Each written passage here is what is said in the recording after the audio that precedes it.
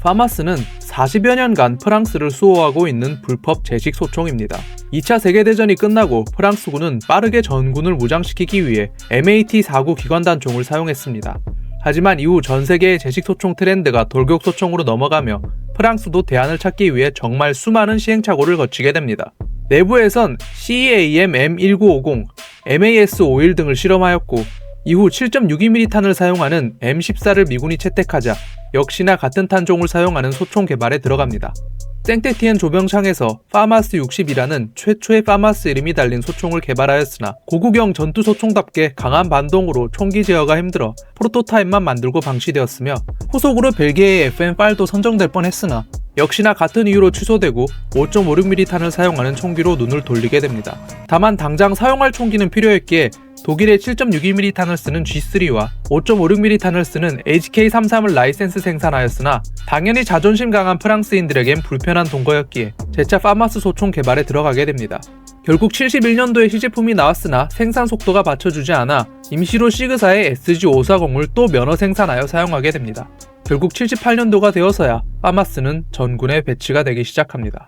정리하자면 프랑스의 MAT-49, 벨기에의 FN-8, 독일의 HNK4의 G3, HK33, 스위스의 SG540, 프랑스의 파마스로 정말 유럽 전역의 유명 제식 소총을 거의 찍먹한 재미있는 역사가 만들어진 것입니다. 이런 파마스의 특징으로는 첫째, 불법 소총이라는 점입니다. 이 때문에 무게중심이 뒤로 쏠리게 되지만 무게추를 넣어 해결한 영국의 SA-80이나 전방 손잡이를 추가하여 밸런스를 잡은 오스트리아의 어구와는 다르게 양각대를 달아버리는 독특한 방식으로 이를 해결했습니다. 다만 이 때문에 하부 리시버 외장에 강화 플라스틱이 많이 쓰였음에도 양각대 및 내부 부속 무게로 인해 3.6kg 정도로 상당히 무거운 편입니다. 둘째, M16A1처럼 조준기 역할을 동시에 수행하는 거대한 운반 손잡이가 달려있는데 불법 구조로 인해 가늠쇠와 가늠자 간의 거리가 짧으며 위에 광학 장비 부착도 매우 힘들어 장거리 명중률이 좋지는 않은 편입니다. 셋째, 냉전 시기 유행했던 점사 기능이 적용되어 전후방의 셀렉트를 통해 격발 방식 선택이 가능합니다. 마지막으로 보통 가스 피스톤 방식이나 가스 직동식을 사용하는 돌격 소총들과는 달리 레버 지연 블로우백 방식을 사용합니다. 이런 복잡한 방식 때문에 안 그래도 비싼 총기 가격이 폭증하여 초기형엔 F1은 200만원, 개량형인 G2 모델은 400만원에 달할 정도로 겨우 70만원 수준인 K2나 M4 카비는 물론이고 극소량 생산으로 인해 그 비싼 8구식 소총의 300만원도 아득히 뛰어넘는 말도 안 되는 가격을 보여줍니다.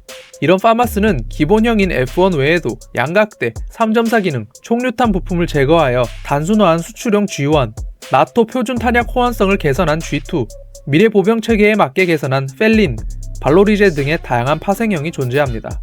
사용 국가는 프랑스 외에 독불여단의 독일군이 G36 소총 배치 이전에 잠깐 사용하였으며 이외에는 인도네시아, 카메룬, 아르헨티나 등을 제외하면 거의 없는 편인데 당연히 너무나도 비싼 가격으로 인해 메리트가 크게 떨어졌기 때문입니다. 현재는 자국인 프랑스에서도 2016년부터 HNK4의 416F 버전으로 제식 소총이 점차 대체되며 역사 속으로 사라지고 있습니다. 에어소프트건으로는 의외로 많이 만들어지진 않았는데 전동건으로는 마루이, 아카데미, 사이버건이, 가스건으로는 노스이스트가 유일합니다. 오늘 리뷰할 총은 노스이스트사에서 출시한 파마스 F1입니다. 이 제품은 따로 옵션은 장착하지 않아 내 외부 모두 순정 상태입니다. 총기의 길이는 760mm, 무게는 3.65kg입니다. 외형은 작동하는 모델건을 만드는 노스이스트다운 외형입니다. 전체적으로 실총 외형을 매우 잘 재현하였는데 9바렐 부의 총류탄용 홈, 유탄 전용 사이트, 하부 리시버의 굴곡진 삼각형 홈도 훌륭하게 재현하였습니다. 각인도 마찬가지로 리시버 부위 총번, 9바렐 부위의 숫자, 프론트 사이트까지 놓치는 부위 없이 잘 박혀 있습니다.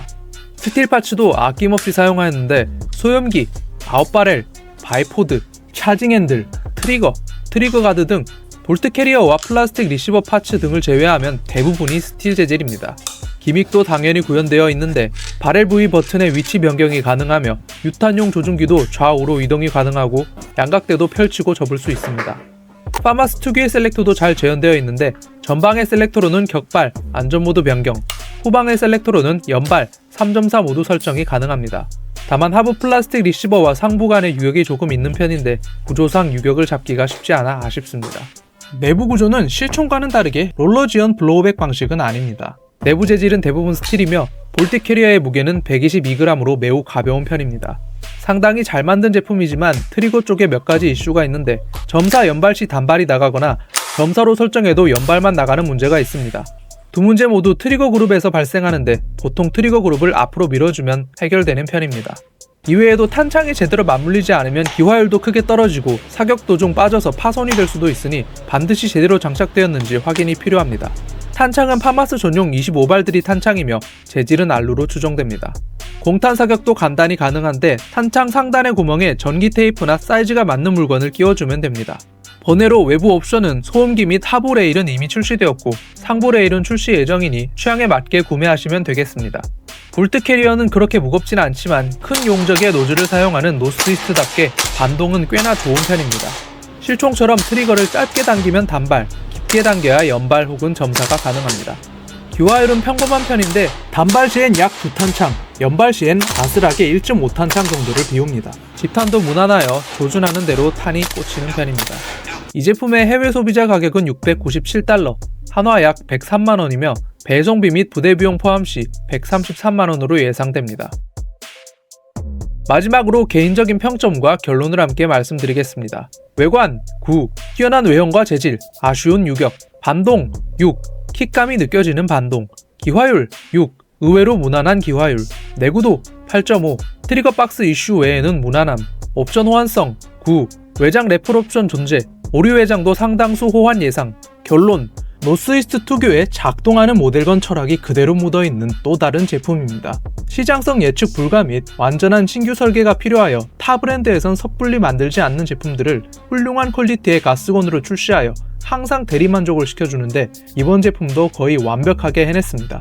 약간의 이슈가 있긴 하지만 외형 부분의 세밀한 제어는 물론이고 각종 기미까지 모두 놓치지 않으며 재질까지 작동을 위한 최소한의 타협만 하고 대부분 스틸을 사용하였습니다. 여기에 더해 반동과 기화율, 집탄까지 나름대로 챙겨 감탄을 자아냅니다. 기존의 파마스의 팬이셨거나 실총 감성이 물씬 느껴지는 가스건을 원하시는 분들께 강력 추천드립니다. 오늘 리뷰는 여기까지입니다. 혹시나 궁금하신 총기가 있으시다면 댓글로 의견 부탁드립니다. 감사합니다. 좋아요와 구독, 하이프는 영상 제작에 큰 힘이 됩니다.